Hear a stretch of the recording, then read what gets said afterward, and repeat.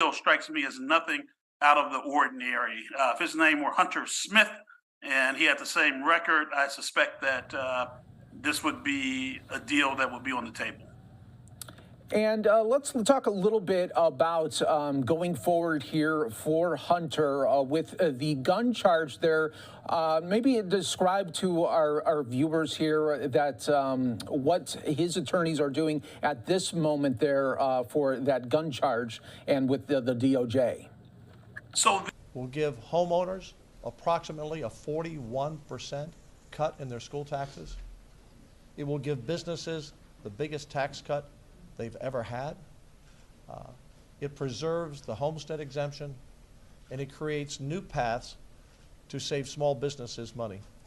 Over the discussions this past weekend, we had about 6 different presentations to us by different members, and it didn't quite pass at the finish line at midnight on Sunday.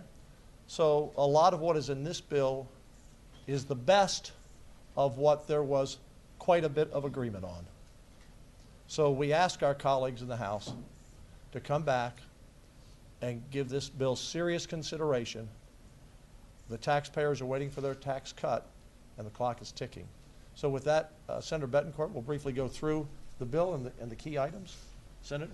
Thank you, Senate Governor Patrick, and I want to thank the members of the Senate that continue to support good public policy, in this case a record $18 billion property tax cut. The components are simply this.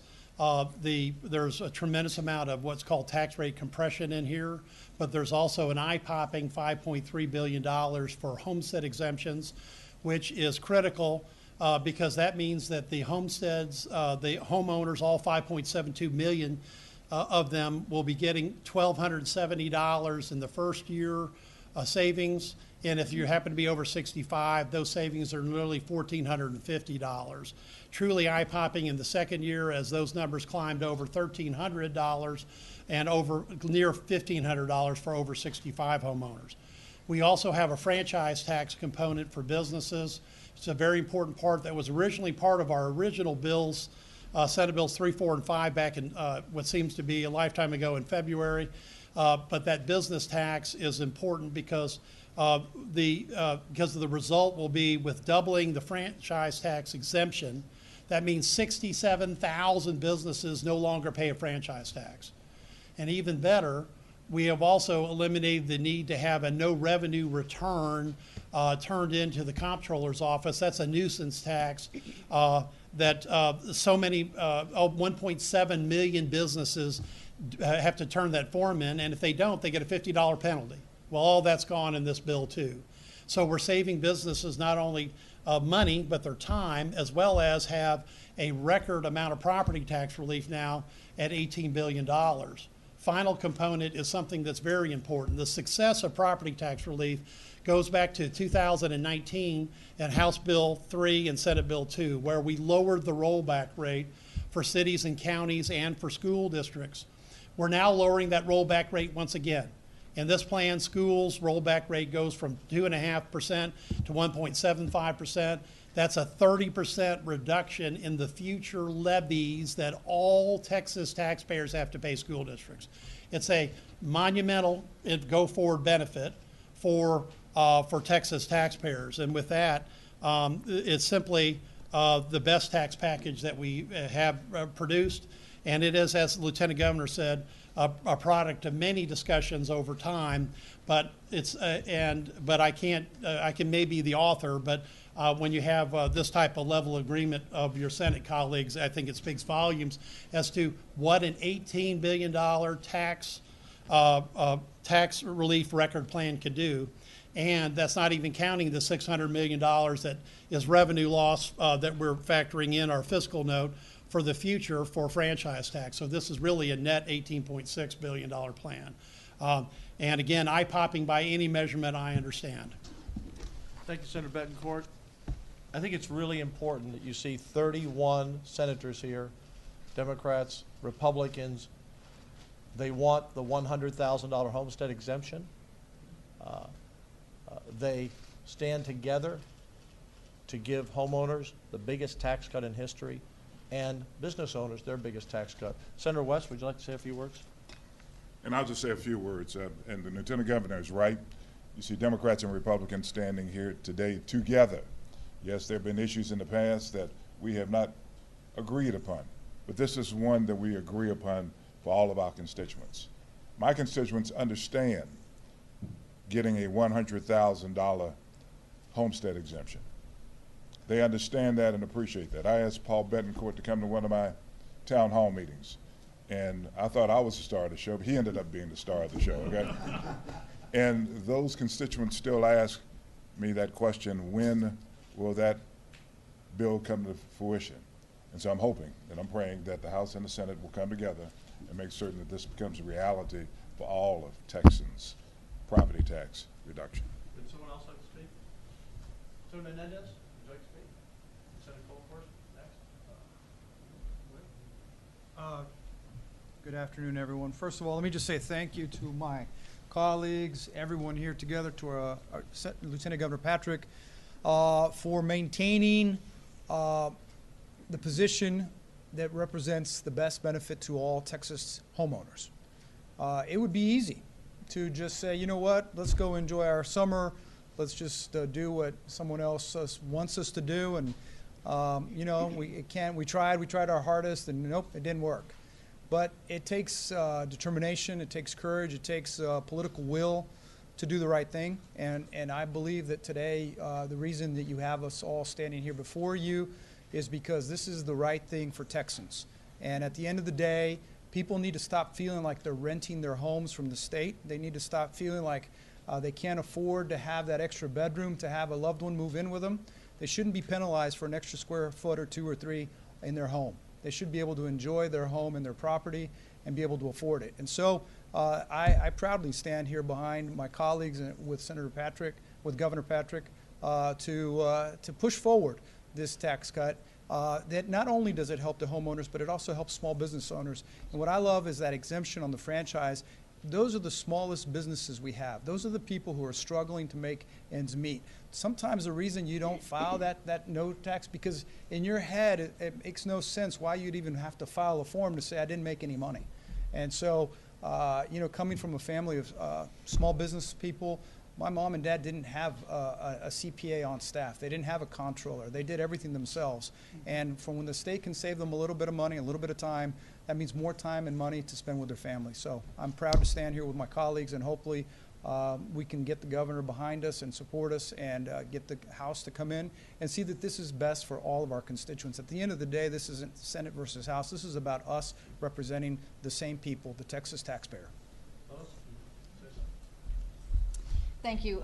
Thank you, Senator Betancourt, and all of the members that have worked. I know that Senator Huffman and I had a lively conversation yesterday, and one of the things that I was concerned about was that with this historic surplus, we'd focused on our homes and giving money back, but small businesses had been left out. And so Senate Bill 26 includes those small businesses like Senator Menendez just talked about, and it's substantial. 80% of our businesses are small businesses. The other thing that I want to hit on is, you know, what this does for school districts. When you do have that homestead exemption of $100,000, the way that this bill is crafted and the SJR is that the state backfills on interest and sinking. Which is their bond indebtedness. And so it's over $600 million that we'll be giving back to school districts that give them some flexibility. Obviously, we're waiting to do a school finance bill. It's set aside in HB 1. But this is immediate relief to those that have bond indebtedness. And we talked about in the committee how this is really going to help those fast growth schools and give them some relief. And so overall, this package is very thorough and very large. And again, as the governor said, maybe the world's largest tax relief plan that's ever been passed. And so I want to encourage, I think that the Senate standing together here, all 31 of us from urban, suburban, rural, standing together, Democrats and Republicans. I'm hoping, you know, and I believe in our House colleagues, a former House member here, that we can come together and really do something great for Texas, and it will help our economy moving forward in this great state. Thank you. You know, as Texans, we all want tax relief. We want our property taxes to go down. And this bill hits on multiple factors that benefit many people, businesses. Our schools will be still great with the support that we give, financial support. And I'm very happy to support this and be part of the Senate to bring such a strong bill forward. And with that, we'll keep Texas strong because there's not another Texas to move to. Amen, sister. I got a word. Yes, Okay. yeah, please. I want to thank the Texas House for bringing the Senate together.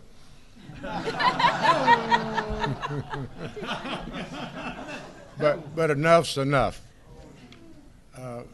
Being someone who's been here longer than anyone, I want to address the process. The people of Texas do not understand the current process in Austin. So I want to speak to the House, the Lieutenant Governor, the Governor, all the members on both sides. We've got to come back together and support property tax reduction. The provisions in this bill are certainly a starting point. You see 31 senators, bipartisan, urban rural, speaks a huge message. So I'm concerned about the confidence that the people of Texas have in our process. And it's suffering right now. And Governor, thank you for keeping us here the full term of the special. I would urge our House members, about half of us have served in the House. I spent 10 years. I did my time in the House. But enough's enough. It's time for the House and the Speaker to come back to Austin. Bob Bullock trained certainly me and Judith Zaffarini and others. He would train us to go into a room with our differences and come out with a compromise, with an agreement, one that you can afford and one that other members will support. So I just want to emphasize we're not going to get it done until both houses are in Austin and working. And I would urge the governor to use the leverage of his office, not necessarily in the fashion that he's done the last weekend, but as a young House member, I would be called to the governor's office about a vote I didn't want to take. More times than not, you leave the governor's office in support of that position. So I would urge Governor Abbott to get as involved as he can be. Speaker, come back to Austin and look at the unity here. We can still get property tax reduction for each Texan homeowners, but we're not going to do it until the process starts working again. Thank you. Thank you, Senator. There you go, Dean. Yeah, I would ask Governor Abbott to take a serious look at this package and support the package. I know that the governor and the House wanted all compression. Under our plan, about 71% would go to compression. And the other 28 or 9% or so is focused on giving homeowners that extra bump. And I can tell you it takes 21 votes for both of these bills. It takes a constitutional amendment for all compression. These members are not going to give up the homestead exemption.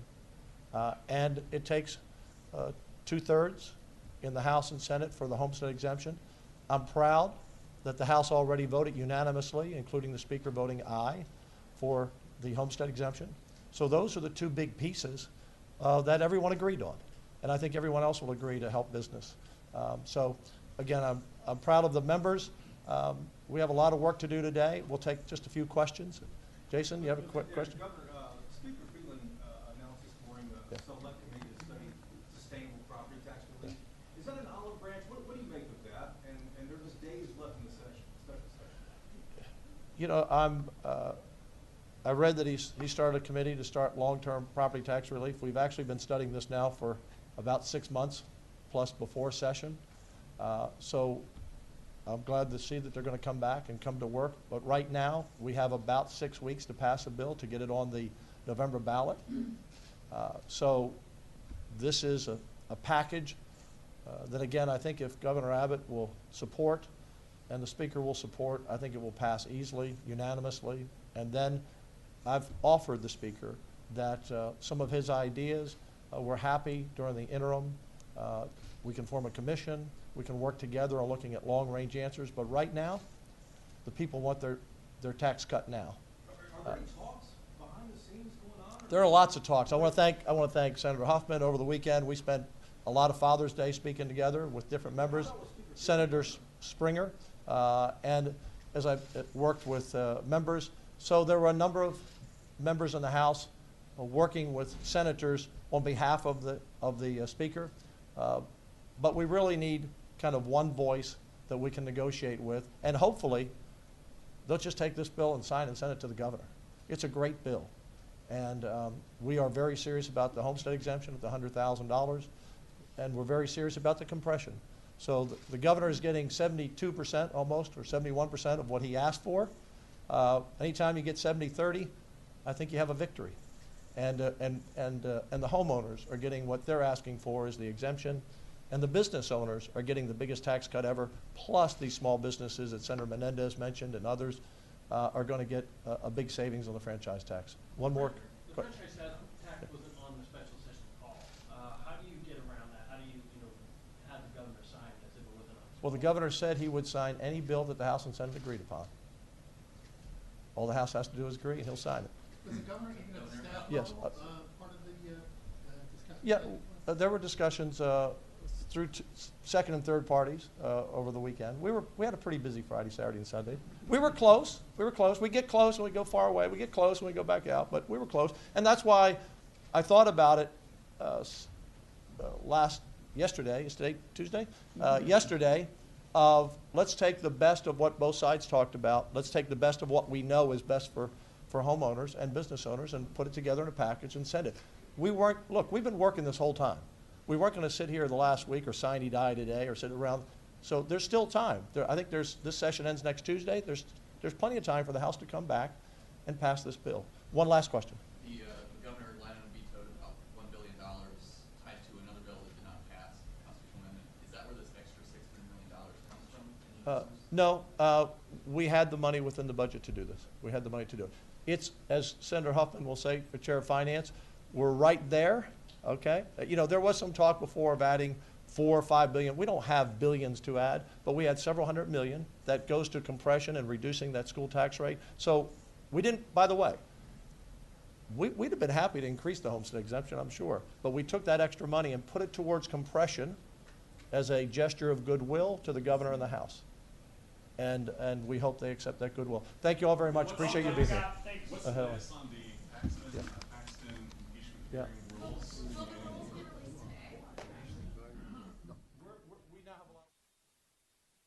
And puts the public at risk. Organized retail crime will not be tolerated, not by business.